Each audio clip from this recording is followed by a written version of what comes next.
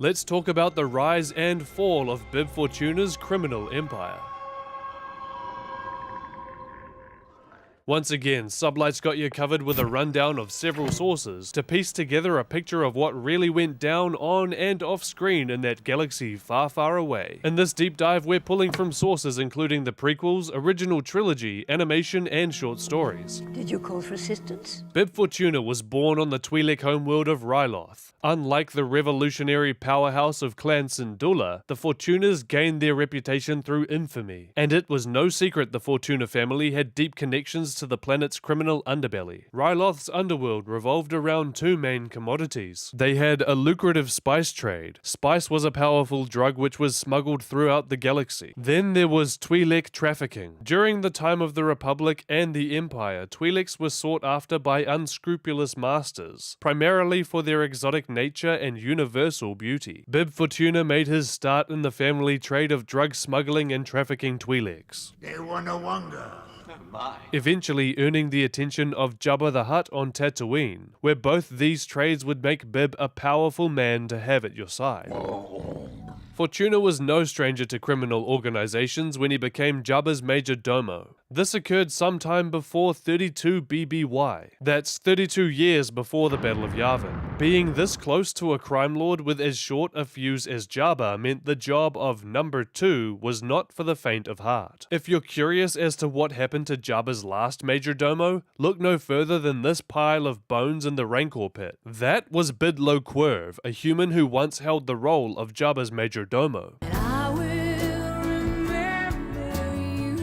Fortuna's familiarity with criminal enterprises meant he managed to hold on to the position of Jabba's major domo for more than 3 decades. It was a position that he held all the way up until the day of Jabba's death at the hands of Leia Organa. But what you might not have realized is that before Leia choked the life out of Bib Fortuna's master, a second assassination plot was already in motion, one which was orchestrated by a frustrated Fortuna himself. Bib Fortuna despised his master and had set in motion a plot to shoot Jabba on the way to the public execution of Luke, Han, and Chewbacca at the Pit of Carkoon. I used to live here, You're gonna die here, Convenient. Bib was furious that even though he had climbed to the heights of the palace's major domo, he was still made to do menial tasks around the old monastery for more than 30 years. The final straw came for Bib Fortuna when the palace received an unexpected guest in 4 ABY. It was the young Jedi Knight, Luke Skywalker. Bib was under strict orders not to let Skywalker pass, but the Jedi convinced him to grant an audience with Jabba anyway. Upon Skywalker. You will take me to Jabba now. Under the Jedi's influence, Bib presented Luke to his master. You serve your master well. The Hutt quickly admonished his major domo for allowing the Jedi to come face to face with the almighty Jabba. Jedi mode and go eat.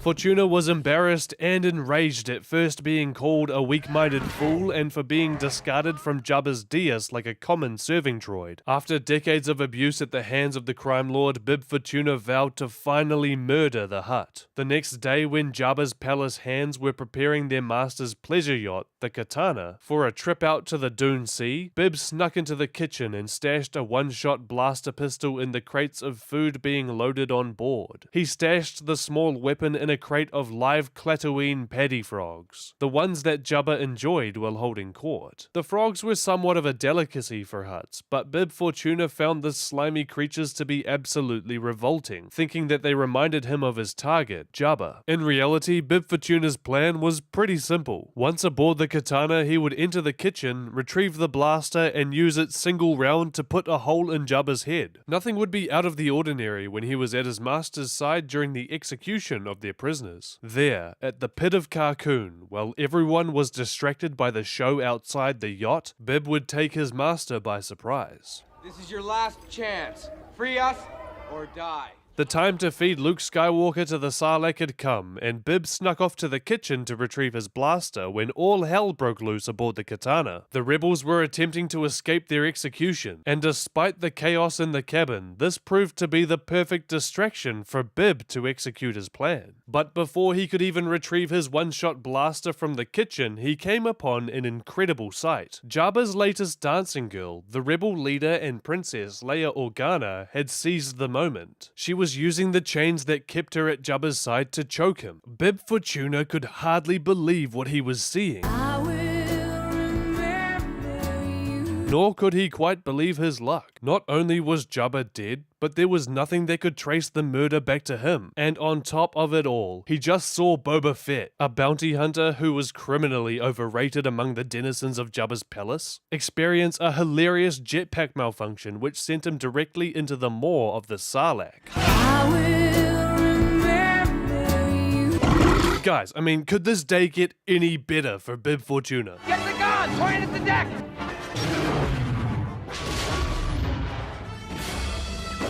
I wanted to invite you to join us here at Star Wars Sublight if you haven't already. This is the one place where over-analyzing the galaxy is our speciality. You'd be amazed at what you miss while traveling at light speed, so why not come out of hyperspace and explore the finer details of that galaxy far, far away with us?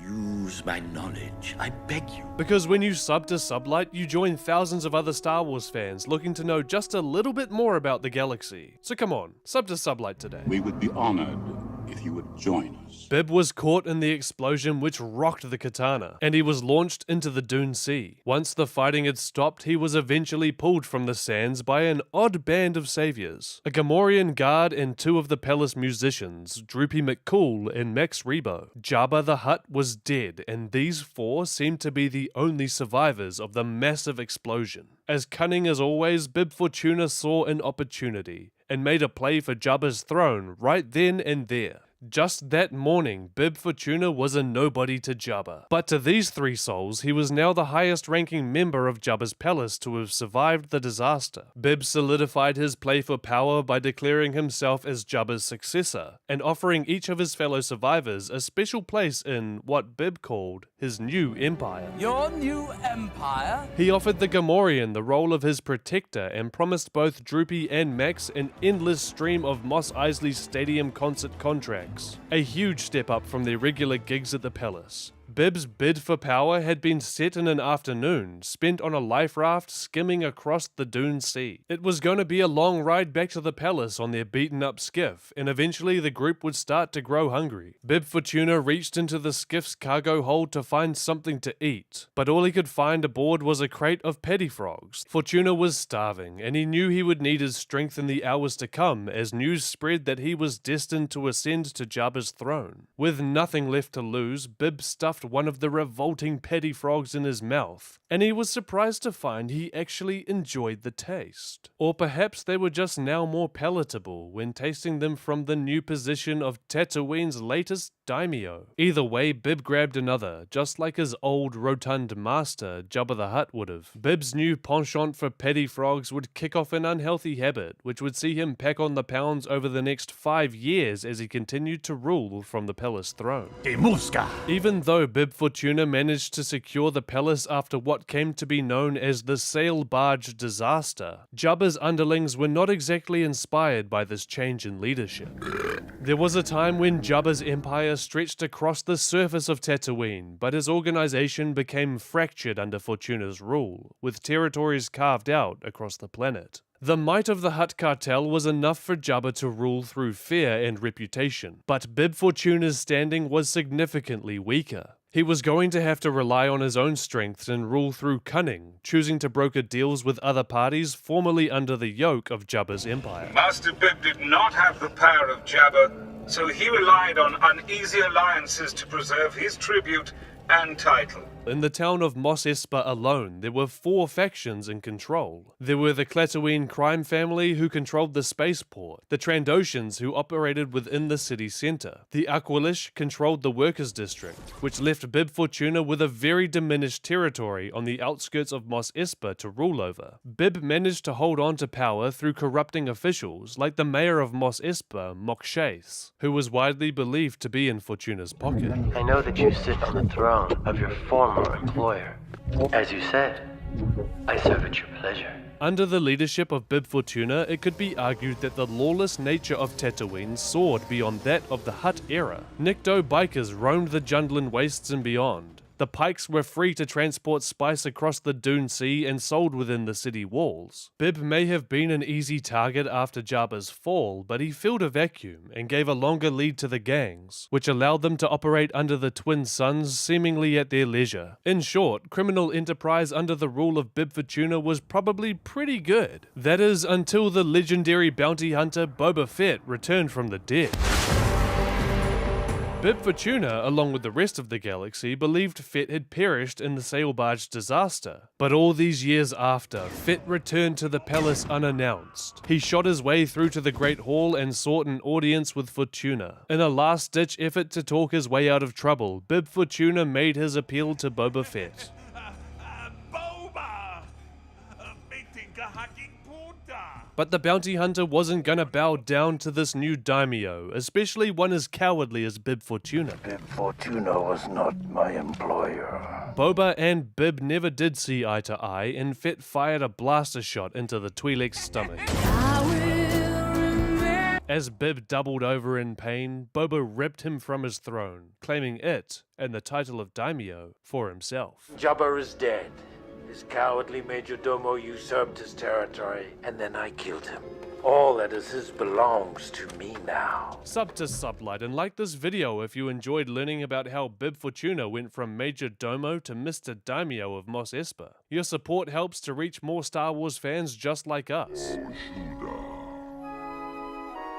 For more revelations about the hidden stories that happened during Return of the Jedi, take a look at the playlist on the end screen now. I say it every time and I mean it. Thank you so much for watching, and remember that the Force will be with you, always.